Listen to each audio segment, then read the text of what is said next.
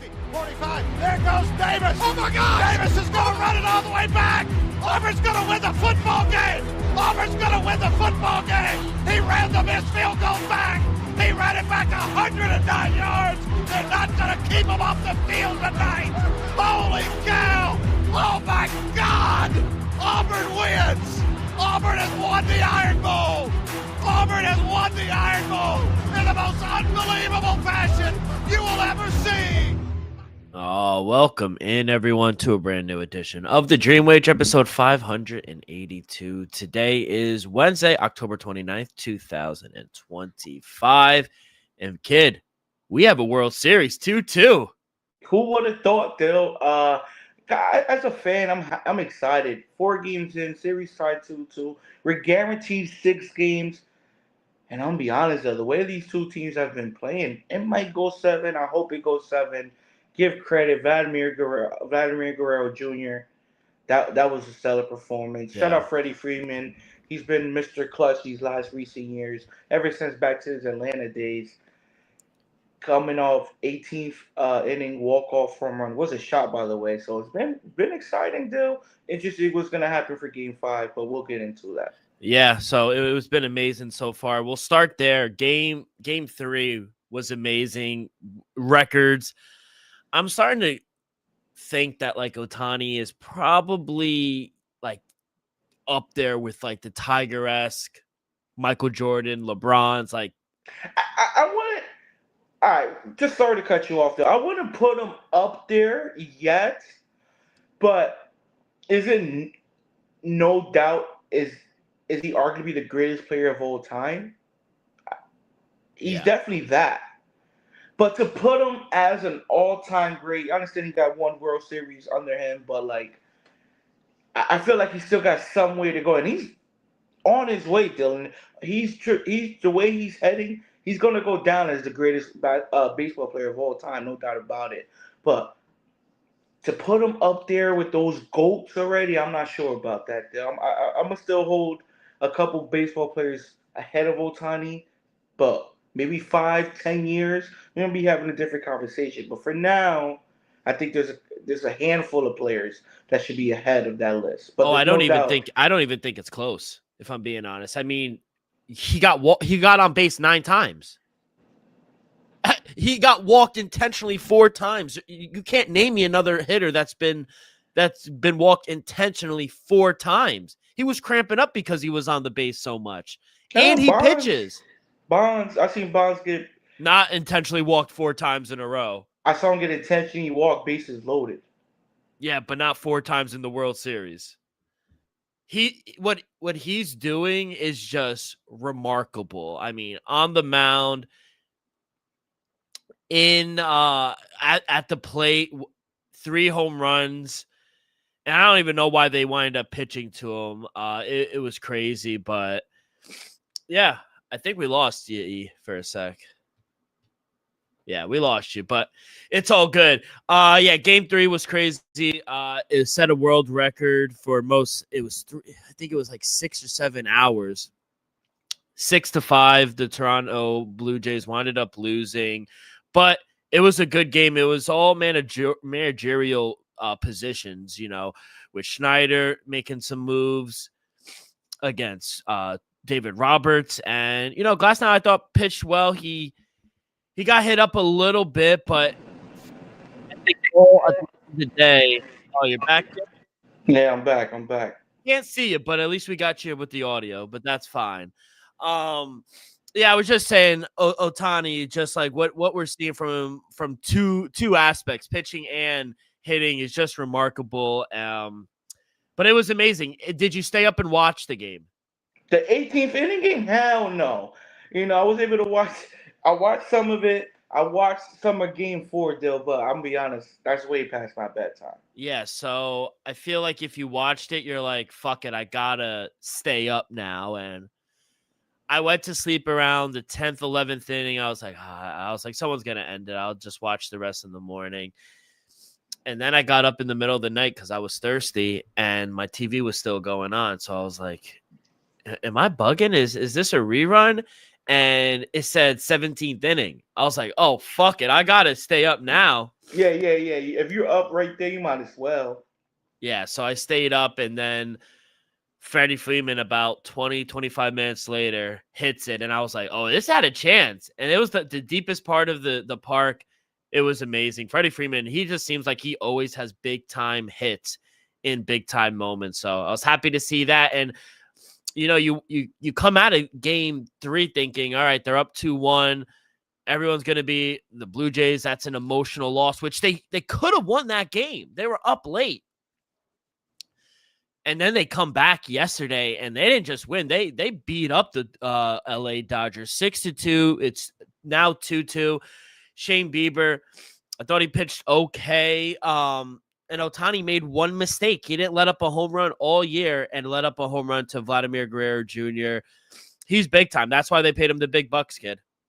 Yeah, like I said, Vlad Guerrero in Game 4, that he showed up when needed to. Must-win situation. I understand 3-1. You don't want to go down 3-1, especially against this Dodgers team. So, Yeah. my opinion, must-win situation. And Vladdy showed up when you needed him the most. He showed up. So, he's a clutch player, like you said. He deserved all that money. And right now in this World Series, he's proven that he's worth that money. Yeah, and this Blue Jays team just doesn't quit. It seems like they're pesky, but they just don't quit. And it was they were without one of their best players in George Springer. He didn't even play in Game 4. He was dealing with an injury. So to do that on the road, thought it was big time for Toronto. What are your thoughts on the criticism where people don't find the aura or the atmosphere to be appealing in LA? Because if it's on the East Coast, it's nighttime, under the lights, October baseball, it's cold. Over there, it's sunny. Everyone's in t-shirt. It doesn't feel like playoff baseball. From that perspective, I agree. Does it look like playoff atmosphere? No, but at the end of the day, it's the Stars Dodgers. were out. It's LA, It's what, 75 plus, sunny. Don't get me wrong. Would I rather watch a cold game in Cleveland? Probably, yeah. Probably, in the Bronx, in Boston, yeah. But at the end, you can't deny, one, how good the Dodgers have been, and two, let's not act like this is the first time. I remember when the Giants was in the World Series. Still, nobody complained about them in their dynasty. So I just feel like if it gives them a reason to complain. Yeah. And to me, that's a weak reason. Yeah, no, I agree. All right, so yeah, game 5 is tonight, but like Elvis said, we are definitely going back to Toronto for Game 6. Cannot wait for that. We'll see what happens here tonight for Game 5. Let's go back to football, though. Sunday Night Football. They were my dog of the week. They were your lock. Not the best week for you kids. Steelers, good first half. Then I don't know what the hell happened in the second half. I think Jordan Love happened, dude. I think Jordan Love had possibly his best game of the season so far. Being down at halftime, 7-16, right? He goes out there in the second half. They put up 28 points. Jordan Love goes 29 for 37, 360, 3 touchdowns, no interceptions, 0 sacks against that good defense. Don't get me wrong, Steelers defense struggled early on, but they came around these last few weeks and they weren't able to get consistent pressure on Jordan Love, and we saw it. They did, in my opinion, the Steelers did do a pretty good job on the running game, but Tucker Kraft was unguardable. They couldn't guard him at all. Yeah. Christian Watson, coming from an ACL injury, didn't play the first 7 weeks of the year. He looked good, though. He looked good. So if he stays healthy, I think that's an added weapon to this already pretty good offense. So I think Jordan Love just had himself a great second half. He had himself a good day, a great second half. And I think for the Steelers, though, it's the defense. Yeah, the defense was a little, questionable in the second half. Couldn't really get pressure on the quarterback. But, DK, besides that touchdown, he was kind of quiet. 5 catches, 55 yards. Nobody else on the outside was able to do much, offensively. Chris Boswell would have got the game ball if you ask me. So Chris Boswell showed up. I think Aaron Rodgers played okay. Did they 3 sacks, but 219 ain't that much. So I think the Steelers, after a embarrassing loss on the road against Cincinnati Bengals, we saw Joe Flacco torch them. I thought with 10 days rest, the defense will show up. I think offensively, I thought they would show up and they'll. If you would ask Mike Tomlin, if he expected Jordan Love to throw for 360, I guarantee he would have laughed in our face. And that's not a man that laughs too often. So I'm shocked more that Green Bay's offense was able to flourish like that after a 10-day off period and also being embarrassed on Thursday Night Football. So give credit to the Green Bay Packers, but I'm gonna be honest, of course, kind of scratching my head with the Steelers now dropping 2 straight. Yes. Just real quick, I want to apologize for my voice. I sound so sick, which I am. So I'm trying to power through this, kid. But I guess the one thing outside of the offense, because I didn't think it played that bad for Pittsburgh, 1 for 10 on third down. You're not going to win games, especially against a good team like Green Bay. You're not going to win games going 1 for 10 on third down. So I thought that. I didn't think they made adjustments.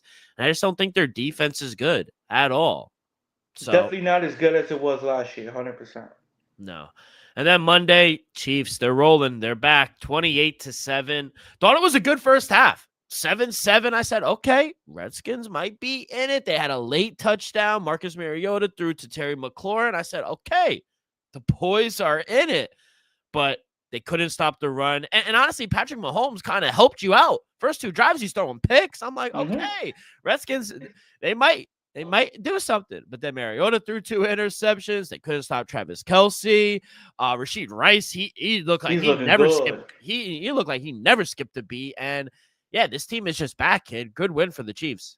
Yeah, on Monday night, I always say I don't love laying the big numbers, but I can't deny how good the Chiefs have been looking as of late. Kind of was shaky, but we got there with the 11 and a half, 10 and a half. It did close to 10 and a half before the game. In the first half, it was a battle. I think the Washington Commanders gave them everything they got. They forced those 2 early turnovers against Patrick Mahomes. To me, that was the moment where the Commanders should have took advantage of the game. They should have had a double-digit lead and then not cruise from there, but manage the game from there. When you go 7-7, tied up in the Arrowhead, you know you're gonna lose that game in the second half. Though you're not gonna be able to slow down that Kansas City offense for 2 straight halves. It's just not. It's not gonna happen. So give credit to Chiefs. They're rolling again, like you said. Rashid Rice. He couldn't even tell the kid was suspended. You can't even tell. He's first game back. What he had 2 touchdowns. Now again another touchdowns, damn near 100 yards, 9 receptions. Travis Kelce had one of his better games of the season. The running game wasn't all that impressive, but 148 collectively. Patrick Mahomes even included 30 yards as well. So in the defense, 0 in the second half. Steve Spagnuolo made some adjustments and just shut it down in the second half. So give credit to the Chiefs. Right now, they're 5-3. They're looking good. There's no denying. The last 3 weeks, Chiefs are already in playoff form, in my opinion. Yeah, you mentioned the running that they didn't. They still outgained them by over 100. It was 148-60. It was crazy.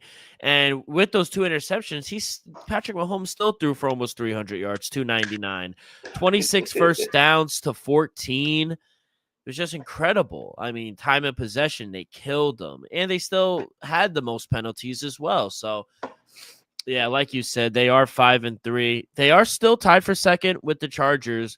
Denver does lead the division, though, at 6-2. Are we worried about the Redskins? 3-5 now. Dallas is in second. What are we thinking here? They need Jaden Daniels bad. Yeah, they need Jaden Daniels back. Realistically, I'm not too worried. I understand the Eagles just look like they're gonna run away with the division. Let's just be honest. Can you still make the playoffs? Honestly, I am worried. If I'm a Washington Commanders fan, I am worried because I just realized the whole NFC West is above 500 besides the Cardinals. So that might be 3 playoff spots right there. So if I'm the Washington Commanders, though, I am worried. At 3-5 right now, let's look at the playoff picture. I just remembered the NFC West. Yeah, they're not in it. They're It 13th. no, I know, but that climb now. Let's just say Jaden Daniels is not able to go next week, right? This weekend. Let's just say they drop to 3-6. Which one of these teams? I'm asking you a question now, Bill. Which one of you teams think are gonna just face plant for the remainder of the season? The Which 5-2 Seahawks, Yeah. the 5-2 Lions, the 5-3 49ers, or the 5-2 Rams? Which one of those teams are gonna face plant? And also the Commanders gonna have to make a run. Because I don't think Chicago's gonna. Maybe Chicago at 4-3. They might have something. 49ers. 49ers, but wait, you know what the 49ers have in their back pocket? What? Easiest schedule in the NFL. Yeah, but eventually the injuries do catch up to you. No, But no, I'm not disagreeing with that deal, but they also have to face plant. They could do 500 for the rest of the season, most likely make the playoffs. Commanders gonna have to win what? 8 out of their last 9? yeah, two things need to happen. They need to fall on their face, and Redskins need to win. 7 out of the last 9 at minimum. Yeah, so we'll see what happens there. So yeah, big win for the Chiefs. They do move it to 5-3. Okay, let's get to our power rankings. But before we do that, a quick word from our sponsor. We're brought to you each and every episode by Viva Tequila Seltzer, the most refreshing hard seltzer on the market, hands down. No wonder why Viva was voted #1 hard seltzer in the world by San Francisco World Spirit Competition. With only 88 calories, 0 carbs, 0 sugar, and a light 4.5 ABV. Viva is the perfect drink for your post-game celebration, as it was created with that active lifestyle in mind. We flavor our tequila seltzer because flavor is the spice of life, and we like our drinks to just a kick, just like how we like our lives, whether it's Huckleberry playing around a golf with the boys or an elderberry watching Thursday Night Football. It doesn't matter. Our favorites pair perfectly with that Artisanal Blanco tequila for that subtle and refreshing drink. Our belief here at the Dream Wager and at Viva is to live long, live well, and live it up. Kid, I'm not going to lie, I almost put the Patriots in. Almost. I'm gonna be honest. A lot of people have the Patriots in the top 10, so we wouldn't be bugging if the Patriots. I saw Stephen A. have them top 3, Dylan. So it wouldn't be crazy to put the Patriots in the top 10. To be honest, they deserve to. They are a 62 team. They are second place in the AFC. They are first place in the AFC East. So it's not crazy. But to me, I'm not gonna put them in that pedestal yet. I could wait an extra week, though. Let's start it off at number 10. Give me a 6-2 first place Denver Broncos team, Dylan. Bo Nix, he's been playing pretty damn good. The defense, we all know, is top 5. One of the reasons why I almost put the Patriots at 10 is Patrick Surtain, reigning Defensive Player of the Year, was just put on IR, Dill. So we both know he's going to be out 4 to 6 weeks. Hopefully he returns sooner than later, but he just got placed on IR. But I can't deny, Broncos have been looking good. Remember, they were my dark horse to win the AFC this year. Right now, I'm looking pretty good. Yeah, give me the Broncos at number 10. Yeah, I'm struggling, as you could tell. Yeah, I agree. I got the Broncos at number 10 as well. And I think one of the big things that I like what I'm seeing from them is J.K. Dobbins, too. Obviously the rookie, he's doing good with R.J. Harvey. He's doing good, but J.K. Dobbins, he's third in the league at 79.3 rushing yards per game. Second only to Jonathan Taylor in runs of at least 10 yards plus. So he's good. He's also the first Bronco running back with 200-yard rushing games in the season since, can you name the running back, in 2021? 2021, who was the running back? I feel like everyone is sick. Yeah, a lot of people are sick. Who was the one running back in 2021? I feel like I should know this. Not Javonte Williams, right? No. Who was it? Melvin Gordon. Wow, Melvin Gordon did have himself a pretty good season, yeah. Then he got hurt, like week 12 or 11. All right, so I got Broncos at 10. Who do you got next? At number 9, moved them up just one. Honestly, could have moved them up a little more, but I moved them up just one. Give me the Green Bay Packers at number 9. I'm not gonna lie, Joe. That second half was impressive. There are 5-1-1. You could make a case it should be a 6-1 team. Still, I'm gonna be honest. This Packers team, I'm still have a little questions. Like, who's gonna be that number one outside threat? It's gonna be Christian Watson now that he's back. Is it gonna be Romeo Dobbs because he's been that guy time and time? Is it gonna be Robert Tucker? I mean Tucker Craft. Who's gonna be? I like Josh Jacobs. He did have a quiet week this week. We also saw Jordan Love had one of his best weeks of the season so far. Are we gonna see that version of Jordan Love more often? Are we gonna see a little shaky Jordan Love? He has to be a little more consistent. The defense, Micah Parsons showed up. The defense looked good, Dill. It's just that on the outside, that wide receiver room, who's going to be that number one option consistently? That's my only question right now for the Packers. Give me the Packers at number 9. At number 9, I am going to go with the Los Angeles Rams. I think a big move, obviously, for them this year. Devontae Adams, getting that receiver room, veteran in the locker room. You pair him up with Puka Nacua. Obviously, they have a good relationship. Matthew Stafford building chemistry. It's obviously going to take time, but they showed up in their last game before the bye against the Jags in Week 7. He probably had one of his best performances of the season. So yeah, I think the team is coming along really well. So yeah, give me the Rams at 9.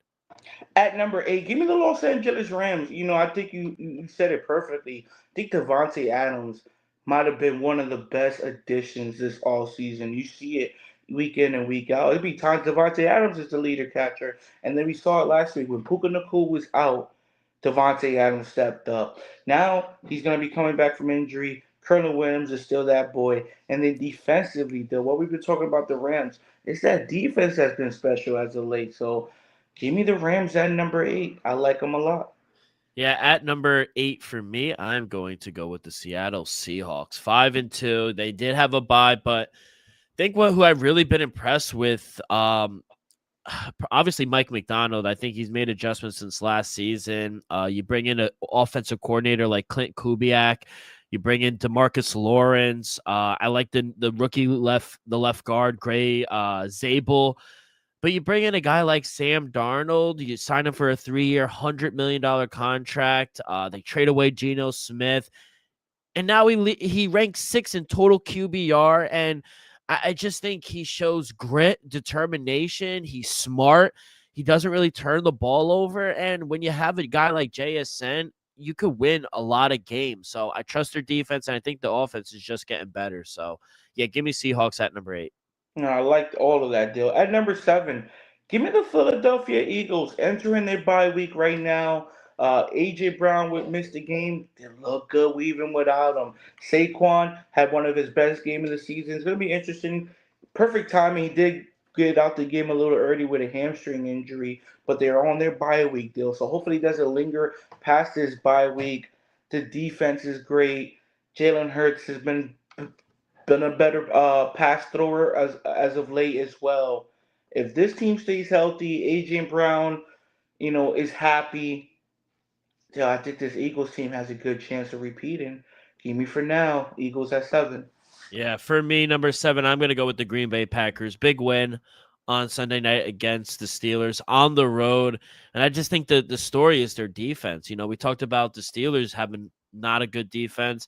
Green Bay has a really good defense. Mm-hmm. And Micah Parsons, I think he's been everything Green Bay's hoped for and more. He not only does he lead the NFL in pressures, 33, but he's also helped Rashard Gary, who leads the Packers in sacks. So he brings energy. He helps out the other guys on the line.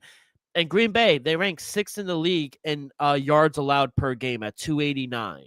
So they're a top 6 defense, I think. And and that has a lot to do with Micah Parsons. So I'm glad they went and they swung. They swung for it, and I'm glad that they did. I got Green Bay at 7. At number 6, still, and this team could have easily been in my top 5. Give me the Buffalo Bills. I think it was an impressive performance down in Carolina. The Buffalo Bills just straight up smacked the Panthers. And I understand it's just the Panthers, but the Panthers they were a winning team. I think they were 4-3 at the time. So that was just a dominant performance. James Cook had himself a day. Josh Allen, he's an MVP quarterback, and then Shakur, in the weapons on the outside, had himself a pretty good day. The only question for Buffalo is, can the defense show up like that, or was it just Carolina? It's going to be interesting to see their defense against tougher matchups. But for now, give me the Buffalo Bills at 6.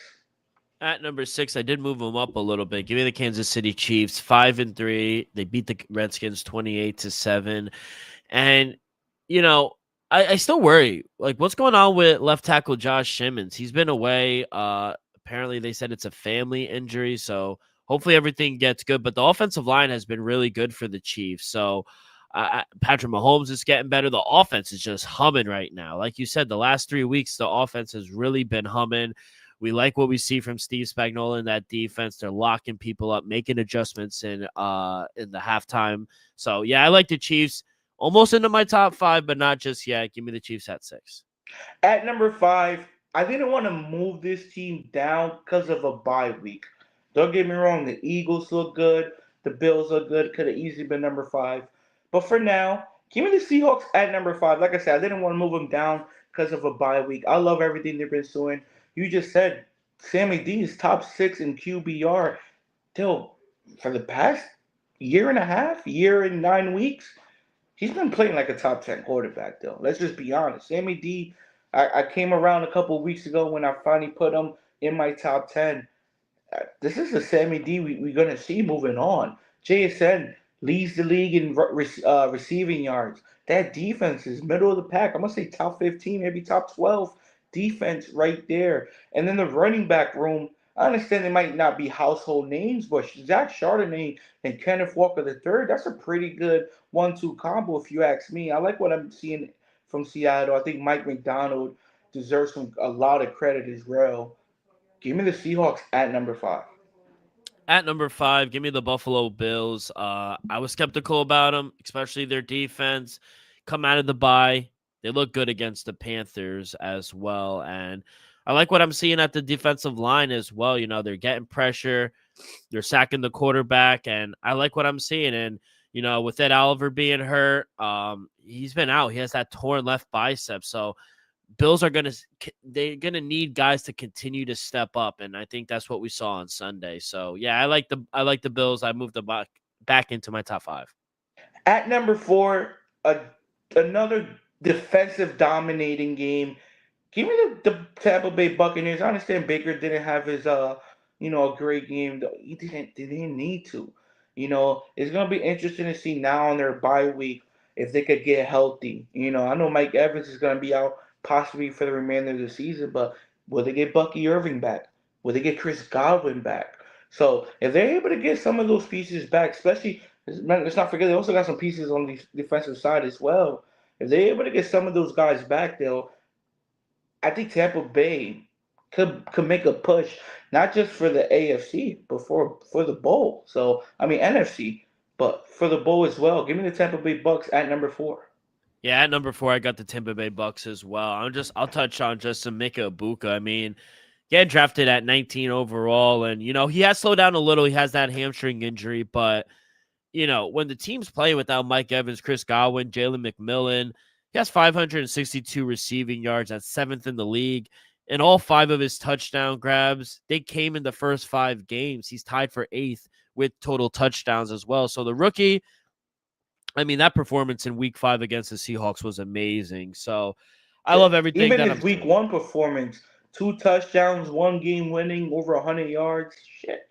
What a Yeah. debut. It's been amazing. So yeah, I think the offense is just getting good, and I trust the defense. Like you said, they didn't need to do anything because of the Saints, but I still think they're a top 5 team. Give me the Bucks at 4. At number 3, for now, give me the Indianapolis Colts. I might have to move them up, sooner or later, Dill. They've been at number 3 for a couple weeks now. Indiana Jones, Danny Dimes, whatever nickname you want to give them is granted. 6-1 Indianapolis Colts. They're doing this thing. Shout out Jim Irsay's daughter. She's been doing a hell of a job as a new CEO slash owner. That defense is fine. Jonathan Taylor's he should be the front runner for Offensive Player of the Year, no doubt about it. Dill, I like this Colts team. Sooner or later, I want to see them get tested. We saw them get tested against the Rams. We saw them get tested against the Chargers. But sometime after Week 10, though, we're gonna see if this team is really like that. And so far, they've been proven they're like that. Deal. For now, give me the Colts at 3. Yeah, at 3, give me the Philadelphia Eagles. Who I really like is the linebacker out of Alabama, first-round pick Jahad Campbell. I think he's been a real big contributor to Vic Fangio's defense. He's played 87% of the snaps, 45 tackles, 8 QB pressures, and he has an interception as well. So, with Nakobe Dean, he was hurt for most of the first start of the season. Filling in for a big guy like Nakobe Dean, moving from starting inside linebacker to more of kind of like an edge or like a hybrid linebacker. That's a learning curve for I think a first year guy and a rookie. So yeah, I think he's extremely versatile. He's obviously valuable if Vic Fangio's putting him 87% of the time. So yeah, I like with this defense, and they're clicking going into their bye. I got the Eagles at 3. At number 2, give me the Kansas City Chiefs. And I've been having them at this spot for a couple weeks now, and I think they're proving me right for ever since Rashid Rice came back. They've just been an offensive juggernaut. I think 3 straight games, 28 plus points. None of the games have really been close. And Patrick Mahomes, I'm pretty sure he's the MVP front runner as of right now, and he deserves to be there. Pretty sure he's top 3 in passing yards. I think he's still number 1 in passing touchdowns. He's been playing out of his mind. And like you alluded to earlier, Steve Spagnuolo is gonna have that defense flying. That's a top 10 defense. Last 3 weeks, you can make the case that's been the best defense in football. Give me the Chiefs at number 2. Yeah, for me at 2, I almost put him at 1 just because the Lions were on a bye. But yeah, give me the Colts at number 2. I mean, what Daniel Jones is doing for this Yeah. team, I think it's his decision making has helped the Colts just flourish in their offense. Number 1 in the NFL in yards per game, 385, yards per play, 6.5, and points per game. This is the best offense in the league. Statistically, he's only second behind Dak Prescott in QBR, 79.3. And Dak had a horrible game last week. Wow. yeah, and his completion, it's a career year with his completion, 71.2%. So what a remarkable turnaround for a guy that a lot of people wrote off. So I'm happy to see it, honestly. And the Colts, 7-1. Yeah, who would have thought? At number 1, give me the Detroit Lions. They'll Jared Goff, he's playing like an MVP. Not saying he is. All I'm saying is he's playing like one. Amon St. Brown, he has grown on me a lot. He's proven he's a top 10 wide receiver. Um, I wish Jameis Williams will get the ball a little more. I think the offense will be even a little more explosive if he gets a little more touches. But really, it's been Jahmyr Gibbs and a sprinkle of David Montgomery. Those two are just flat out special. Been the best running back duo for back-to-back seasons now. Defense has been special. Shout out Aiden Hutchinson. He just got a new huge contract as well. Well deserved. Give me the Lions at number 1. Yeah, I would agree. I got the Lions at number 1. I didn't want to take anything away from them coming off their bye, 5-2. Love what they're doing. They lost a lot on the offensive line, too. Frank Ragnow, he retired. Kevin Zeitler, he signed with the Titans. And then the Lions, they go and draft a right guard in the second round to kind of, help kind of navigate some of the pieces. He started in all 7 games at right guard next to Penei Sewell, who's been amazing. And, I don't think Detroit's really missed a beat. Third most points per game, 30.5. And, I just think with Jared Goff and Dan Campbell in that running game, it's hard to beat this team, especially at home. They're getting good protection. So, yeah, I like what this offensive line has really done. So, yeah, give me the Lions at number 1. Surprised at any of mine? Not really. I think it's funny that we both said The Patriots almost made the top 10. So I'm glad that our top 11 is damn near the same. It's just in different order. Yeah, just in different order. But all right, let's go on to week 9, kid, and we will start with Thursday night football down in beautiful Miami, Florida, where the Dolphins are hosting the Baltimore Ravens. Ravens laying 7.5 here on the road, minus 450 on the money line, plus 350 for the Dolphins. Total is at 50.5. What are we feeling here, kid? First of all, we saw Miami offense explode last week. Tua had his best game of the season, 4 passing touchdowns. They look good. Give them credit. They did walk out with a victory after we all faded them against Atlanta. We just saw the Ravens pull out an impressive win, in my opinion, against a pretty good Chicago team that won 4 straight. They were able to score 30 points as well, Baltimore, without Lamar Jackson, and they were able to hold Chicago to 16. I saw a lot from both sides. Which one do I believe could carry the momentum moving forward? It's the Baltimore Ravens, still.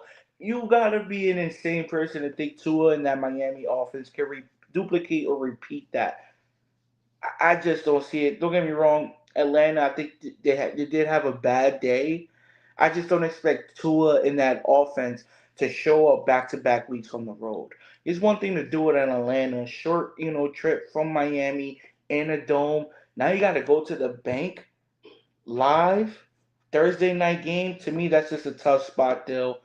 Give me the Baltimore Ravens minus 7.5 at home. Kind of lean the under as well. Like I said, I just don't see it. Miami's offense being that good back to back weeks. Yeah, I guess I could see the case for both. I could see for the Dolphins. I do think 7.5 to lay on the road is kind of crazy, but I kind of can see it's the spot for the Ravens as well. Lamar coming back, he's gonna do well. The defense is getting healthier as well, and you want to fade the Dolphins after that performance last week. So I don't know. Does the weather humidity worry you a little bit? Put it like this: if it was gonna be raining, I'd be worried more. But where's Lamar Jackson from? Broward County. He's been playing in that humidity his whole career, so I'm Not not just worried him about. though, the whole team. Not just him. No, I understand, but the team he goes as the team goes. Still, the team goes as he goes. Think Derrick Henry, the humidity not gonna bother him. Lamar, the humidity not gonna bother him. My biggest worry really is that defense. But the reason why I'm not that worried is because I don't expect Tua to light them up 2 weeks in a row. I just don't expect that to happen, especially on a short week. And that not for nine. Through 7 weeks or through 8 weeks this season, Atlanta's defense has been better than Baltimore Ravens. But I expect the Baltimore Ravens to bring a little more pressure, be a little more healthier, and to scheme a good defensive plan against this Miami Dolphins team. All right. And you said you would lean under, right? Because I kind of agree with that. Yeah, I think 50.5. Don't get me wrong. Could I see, Lamar Jackson and the Baltimore Ravens putting up 30 plus? Possibly. But do I see Miami getting to 20 plus? Nah. So if I had to say, I'm going to say 27-17 Baltimore.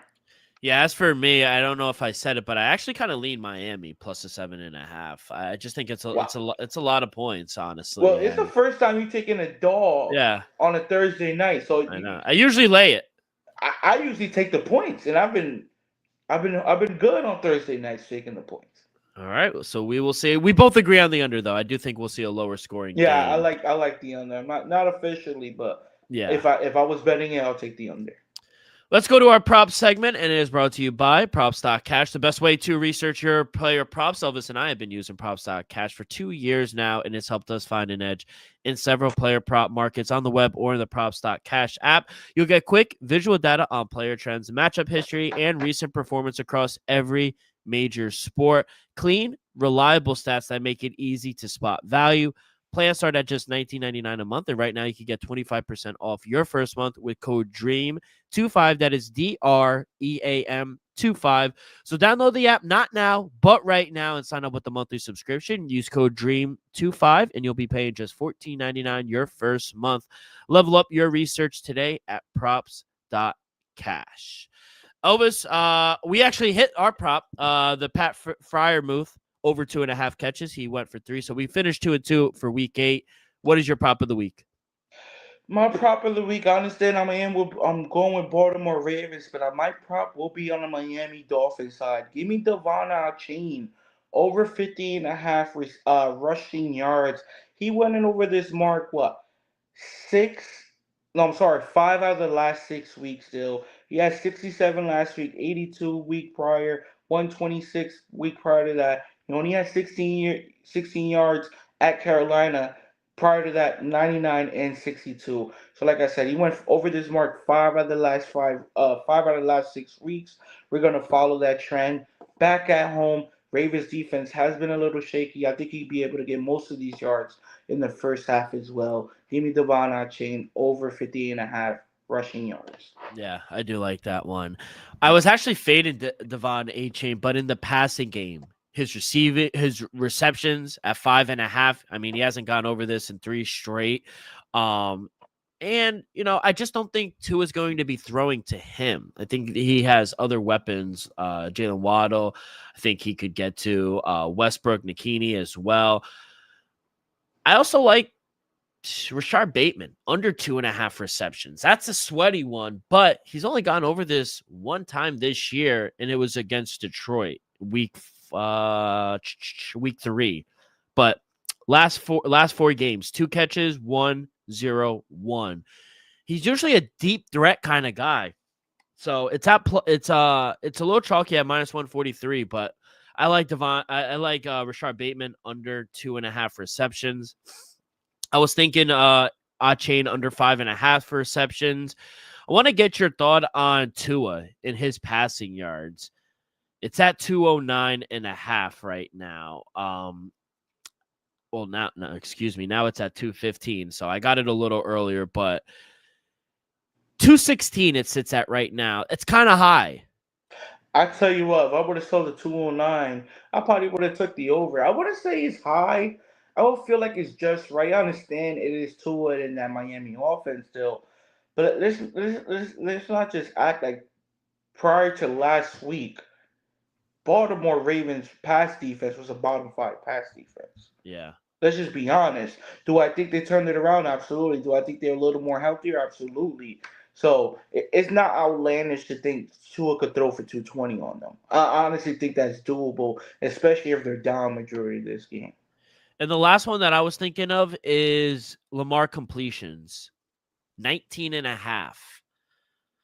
If needed, that's the thing. Let's just say if this game gets out of hand, they're not gonna need Lamar to drop back and complete 20 balls. So Yeah. I feel like the only way he gets to that number is one, if the running game ain't working, and two, if somehow they're down in this game. Yeah, I agree. I thought it was a little high. I saw it at 20.5. It's come down, so the market is moved my way. Wish I put it in for 20.5, but 19.5, I still don't mind. I probably would take the under on that as well. Yeah, I don't see Lamar dropping back more than 28, Yeah. 26 times, maybe dropping back. Yeah, so under 20.5. But my official one is going to be Rashard Bateman under 2.5 receptions. I do like that one.